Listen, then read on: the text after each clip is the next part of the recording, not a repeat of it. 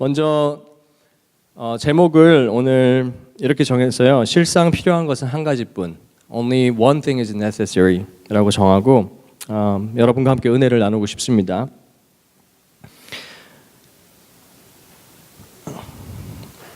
먼저 작년에 있었던 일 한 가지를 좀 쉐어하고 얘기를 시작하고 싶습니다. 그 작년쯤에 저희 와이프 회사의 보스가 저희 집에 한번 와서 같이 저녁 식사를 한 적이 있어요. 그분이 이제 인도 사람이죠. 와이프가 이제 인도계 회사를 다니니까요. 그래서 인도 사람이고 또 인도 사람이라고 다 똑같은 인도 사람이 아니에요. 보면 왜 여러분 머리에 터번 쓴 사람들 있죠, 그죠? 그런 사람들은 시크교를 가진 사람들이에요. 그래서 그 이분이 시크교를 가지고 있어서 그래서 머리에 막 이렇게 큰 것도 쓰고 오시고 또 덩치도 이렇게 크시고 귀골이 장대하세요. 그리고 수염도 막 이렇게 기르셔가지고 준이가 엄청 겁을 먹었어요. 그 옆에서 엄청 떨더라고. 애가 말 한마디 못하고 진짜 그 꿀먹은 벙어리처럼 그러고 있었던 기억이 납니다. 그분이랑 이제 저녁 식사를 하면서 이제 여러 가지 대화를 나누는데 대부분 대화 주제가 이제 비즈니스와 관련된 거였어요. 그래서 그때 와이프도 있고 또 와이프 동료 이제 또 같이 이제 저녁 식사를 하는데 이제 그분이 어떻게 하면 우리 비즈니스를 더 확장할까, 더 크게 할까, 어떻게 하면 이윤을 더 많이 만들까, 어떻게 하면 고객들을 더 많이 데려올 수 있을까, 그러면서 막 와이프랑 그때 있던 사람들한테 막 목표치를 막 이렇게 주는 거예요. 이 목표치를 줄 테니까 이거 반드시 달성해봐라. 막 이런 얘기를 막 하고 있었습니다. 그러다가 이제 자연스럽게 제가 하는 일에 대해서도 얘기가 나왔고 저희 교회를 이제 소개하면서 저희 교회가 가진 정신에 대해서 제가 이렇게 설명을 해줬어요. 저희 교회는 심플, 슬로우, 스몰을 목표로 사역하고 있습니다. 이렇게 얘기를 하니까 그분이 정말 어이가 없다는 듯한 웃음을 짓더라고요. 마치 어떻게 이런 생각을 하면서 사는 사람이 있을까, 뭐 이런 눈치였습니다. 그러고는 저에게 이렇게 얘기하더라고요. 나랑은 정말 정반대의 생각을 가지면서 살고 있다. 그래도 이런 생각 자체가 좀 흥미롭다, 이런 식으로 이제 반응을 했던 기억이 있습니다. 여러분, 저희 애시본 한인교회가 이제 세워진 지 벌써 이제 4년이 지났죠, 그죠? 저희가 이제 세워질 때 정말 또 다른 교회가 아니라 정말 교회다운 교회, 하나님을 기쁘시게 하는 교회를 세우는 마음으로 세웠습니다. 그리고 심플, 슬로우, 스몰이라는 사실 세상 사람들이 생각하면은 정말 너무 말도 안 되는 그런 정신을 표방하며 세상과는 다른 길을 걷고자 그렇게 했습니다. 그리고 교회를 향한 세상의 염려와 또 그 걱정들을 치유하는 마음으로 교회를 세웠고 그렇게 또 교회를 세워 나갔습니다. 하지만 최근 들어서 보면 특히 최근 들어서 많은 분들이 저희 교회의 형편에 대해서 염려와 걱정을 가지고 계신 것을 보게 됩니다. 어떻게 보면 당연한 걱정이고 염려라고 생각이 됩니다. 여러 가지 이유가 있겠지만 최근 들어서 예배 인원이 좀 많이 감소를 했죠. 그리고 우리 모두가 그것을 체감하고 있습니다. 지난주 같은 경우는 그죠? 17명이라는 정말 저희 교회가 정말 시작되고 나서 그렇게 적은 인원은 또 처음이었던 것 같아요. 이런 분위기를 보면서 어떤 분들은 또 이렇게 생각하시는 것도 같아요. 우리 교회 뭔가 지금 좀 문제가 있는 거 아닌가? 하지만 여러분, 제가 감히 말씀드리건데 교회 주일 예배 인원이 갑자기 이렇게 줄었다고 문제 있는 것은 절대 아닙니다. 교회가 진짜 문제가 있고 없고는 교인들의 숫자가 많고 적고 또 갑자기 많아지고 적어지고 이 문제가 아니라 그 교회에 예수님이 계시느냐 없느냐, 그 예수님이 그 교회의 진정한 머리가 되시느냐 아니냐, 그 예수님을 믿고 따르고자 하는 열정이 있느냐 없느냐, 예수님을 더 닮아가고 있느냐 없느냐에 이 교회가 문제가 있느냐 없느냐가 판가름되는 것임을 분명히 알아야 합니다. 미국 내에서 가장 영향력 있는 교회를 꼽으라고 하면 시카고에 위치한 윌로우 크릭 교회를 꼽을 수 있을 것입니다. 그 담임 목사님은 잘 알려진 빌 하일벨스 목사님입니다. 2007년에 이 교회에서 자체 보고서를 내놓았는데 미국뿐만 아니라 전 세계적으로 큰 충격과 파장을 일으켰습니다. 그 내용을 요약하면 자신의 교회가 숫자적으로는 성공했을지 몰라도 예수 그리스도의 참된 제자를 만드는 일에는 실패했다는 그런 내용이었습니다. 그도 그럴 것이 지난 30년간 자신들의 교회에서 각종 프로그램을 통해 양육을 받았던 약 7만여 명의 사람들을 조사해 보니까 대부분의 사람들의 영적 성장이 이루어지지 않았다는 것을 발견했던 겁니다. 여기서 말하는 영적 성장이라는 6가지 분야를 가리키는데요. 11조 생활, 전도 생활, 봉사 생활, 성경 읽기 생활, 기도 생활, 그리고 하나님 사랑, 이웃 사랑을 포함합니다. 그런 부분에서 그렇게 숱한 돈과 그렇게 숱한 시간과 프로그램과 양육을 했지만 그런 부분에서 별로 성장을 못했다는 것을 이제 발견을 했던 거예요. 그래서 그 교회에서는 이렇게 결론을 내립니다. 뭔가 잘못됐다. 우리가 실수했다. 여기서 우리가 볼 수 있는 건 아무리 좋은 프로그램과 시스템을 갖추고 있고 아무리 규모가 큰 교회라도 예수 그리스도의 참된 제자들을 만드는 일에 실패하는 교회는 그것이야말로 문제가 있는 교회입니다. 오늘 본문에서 등장하는 마르다는 참 바빴습니다. 너무 바빠서 경황조차 없을 정도라고 말씀하고 있습니다. 마르다의 마음에는 근심과 걱정으로 가득 차 있었다고 했습니다.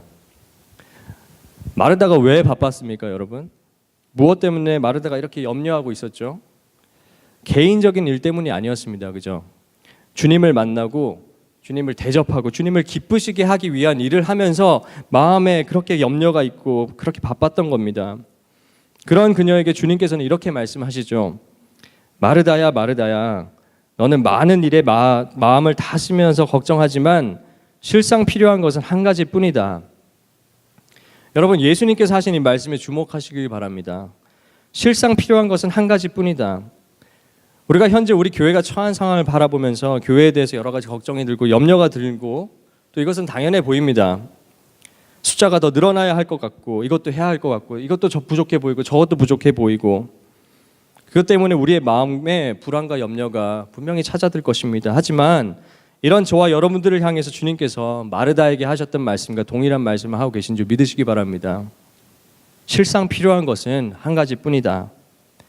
예수님께서 말씀하시는 실상 필요한 것 한 가지는 마리아처럼 예수님을 붙잡는 믿음을 이야기하는 것입니다. 오늘 본문에서 보면 마리아는 주님 발치에 앉아서 주님의 말씀을 듣고 있었다고 했습니다. 다른 그 어떤 것이 아닌 주님을 붙들고 있었던 것입니다. 그런 마리아를 향해서 주님은 이렇게 말씀하십니다. 마리아는 좋은 몫을 택하였다. 따라서 결론은 나왔죠. 뭡니까? 믿음만 있으면 되는 것입니다. 더 주님만 붙잡으면 되는 것입니다. 하지만 말이 쉽지 그렇게 교회를 세워나가는 것이 어디 쉽겠습니까? 좀 개인적인 이야기를 나누고 싶습니다. 제 아버지가 목회자이신데요. 저희 아버지가 개척교회를 하실 때에 한때는 저희 가족들만 주일 예배를 드린 적도 있습니다. 가족이라고 하면 그래도 요즘으로 따지면 그래도 많은 편이에요. 5명이니까요. 아버지, 어머니, 누나, 그 막내 동생 이렇게 5명입니다. 그때 당시 별로 크지도 않은 예배당이었어요. 이거에 한 6분의 1? 그거보다 더 작을 것 같은데 별로 크지도 않은 예배당인데도 텅 빈 것 같은 그 예배당에 앉아서 말 그대로 가정 예배를 드렸던 셈입니다. 가족들밖에도 없는데도 아버지는 강단에 서서 정말 열심히 열정적으로 말씀을 전하셨어요. 그 말씀에 은혜를 받은 저는 어린 마음이었지만 좀 이런 말씀 좀 다른 사람들도 같이 들으면 좋을 텐데 하는 아쉬운 마음을 가질 때가 많았습니다. 나중에 들었지만 아버지는 그 자리에 그 당시에 그 자리에 그 텅 빈 자리에 천사들이 앉아 있다고 생각하시면서 그렇게 또 말씀을 전하셨다고 해요. 그래서 나중에서 이해가 됐어요. 아버지가 그래서 그렇게 열정적으로 설교하셨구나. 아니 앞에 앉아 있는 사람들 가족들밖에 없는데 왜 그렇게 막 고래고래 소리치면서 말씀을 전하실까 그랬거든요. 그때는. 여러 차례 이제 경제적으로 또 목회적으로 위기가 찾아올 때 제가 본 부모님은 더 기도하셨습니다.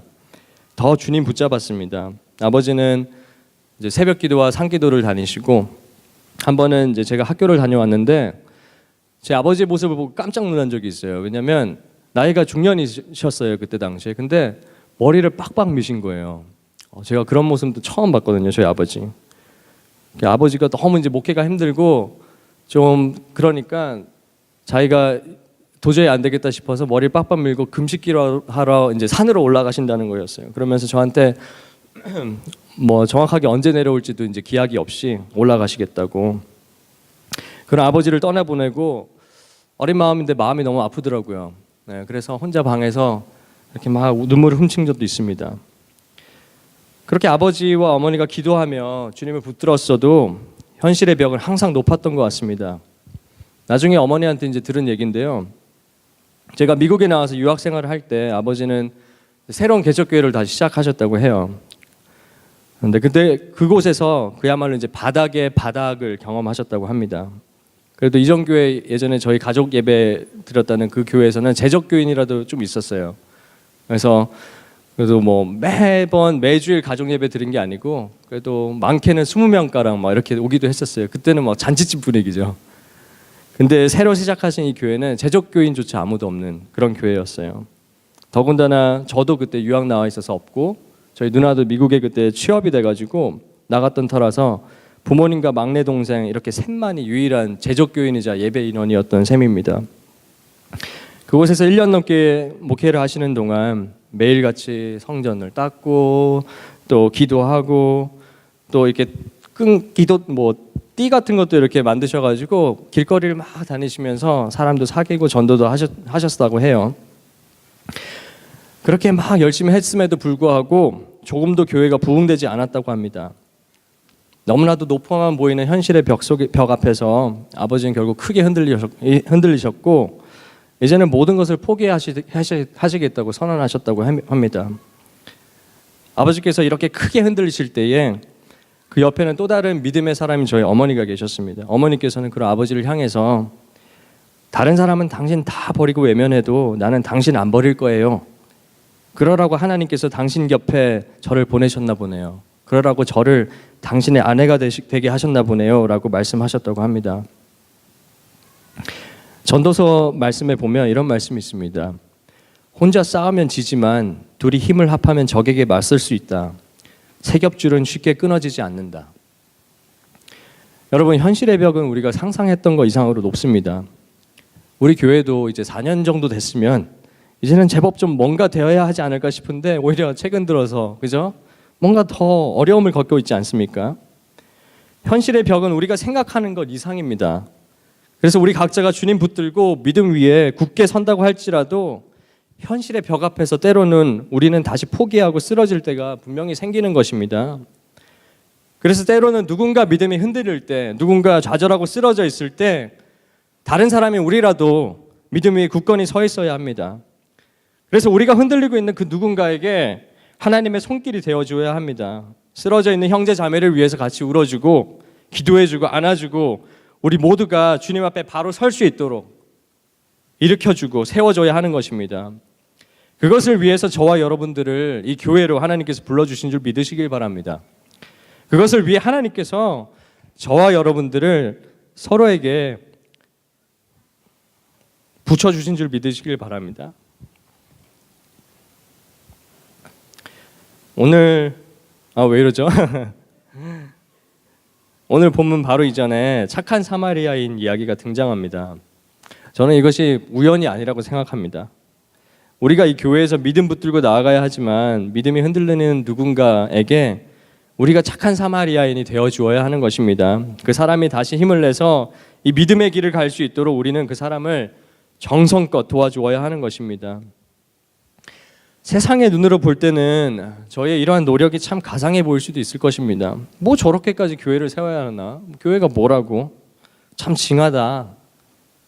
효율성만 놓고 보면 어리석어 보이기까지도 할 수 있을 겁니다. 하지만 여러분, 이것이 진정한 축복임을 깨달아 아시는 복이 있으시길 바랍니다. 왜냐하면 결국 하나님께서 이 모든 상황 속에서 우리에게 요구하시는 것은 주님을 향한 우리 각자의 신실한 믿음이기 때문에 그렇습니다. 잘 생각해 보시기 바랍니다. 결국 우리가 주님 앞에 설 때에 들고 갈 것은 믿음밖에 없습니다. 그죠? 우리가 어떤 교회 출신인데 우리가 어느 정도 되는 사이즈 교회 다녔다. 우리 목사님은 어떤 목사님이었다. 이것 가지고 주님 앞에 서는 것이 아니죠. 주님은 우리의 믿음을 보시는 것입니다. 그렇기 때문에 이 애시번 한인교회에서 신앙생활하는 저와 여러분들이 정말 축복받은 겁니다. 왜냐하면 약하고 보잘것 없는 우리가 결국 붙잡을 수 있는 것은 예수 그리스도를 향한 믿음밖에 없기 때문에 그렇습니다. 우리가 가진 것이 많지 않고 우리가 힘이 없고 우리가 연약하고 우리가 할 수 있어 보이는 것이 많지 않기 때문에 더 쉽게, 더 명확하게, 더 굳건히 주님을 붙잡을 수 있는 것입니다. 우리의 약함 속에서 주님의 강하심이 가장 잘 드러나는 것입니다. 그것이 얼마나 축복입니까, 여러분? 여러분 잘 아시는 아브라함은 믿음의 조상이라고 알려져 있습니다. 왜 그가 믿음의 조상이 되었습니까?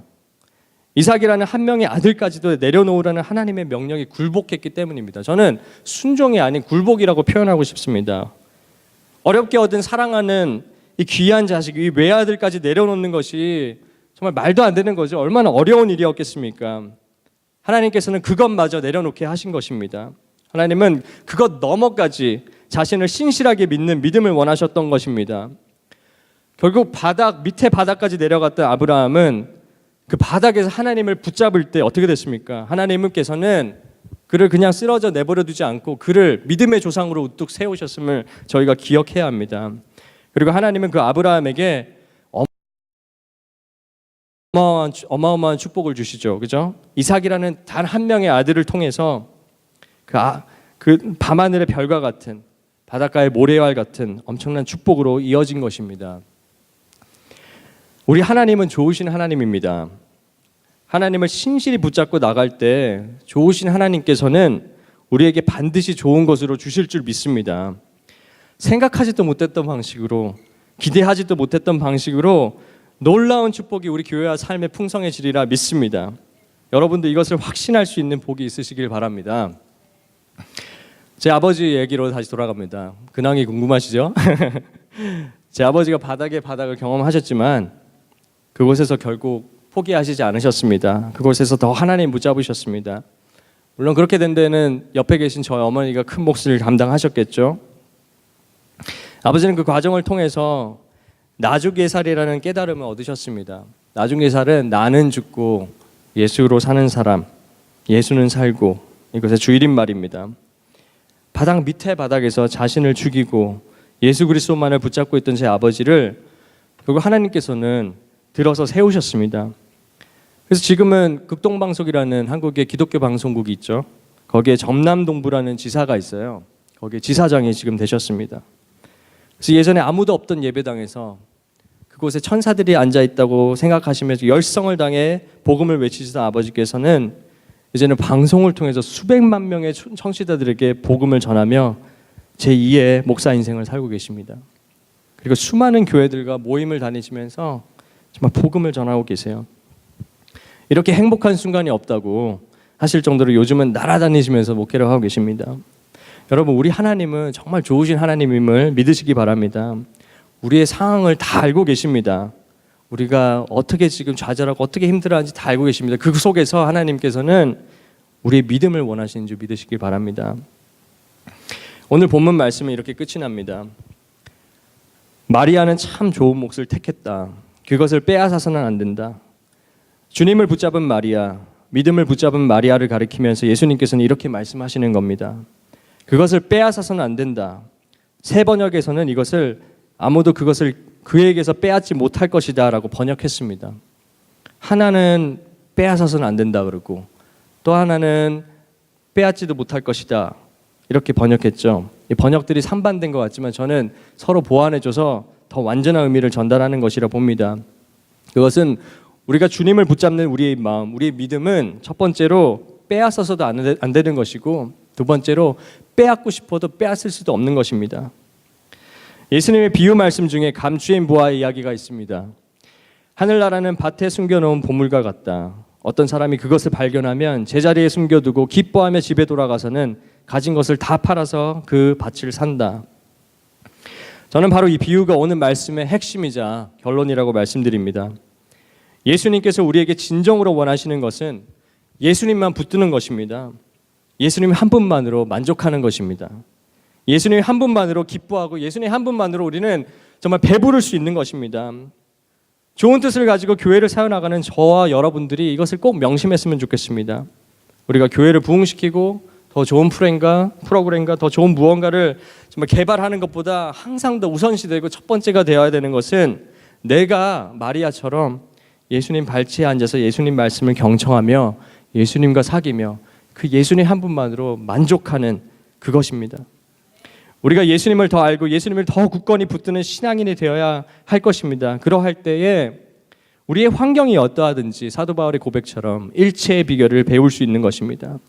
우리의 상황이 어떠하든지 이곳에 수십 명이 모이든 수만 명이 모이든 이곳이 다락방이든 지하실이든 아니면 정말 화려한 궁전 같은 곳이든 그곳에서 우리는 예수님이 계시면 그곳에서 우리는 항상 기뻐할 수 있고 쉬지 말고 기도할 수 있고 범사에 감사할 수 있는 것입니다.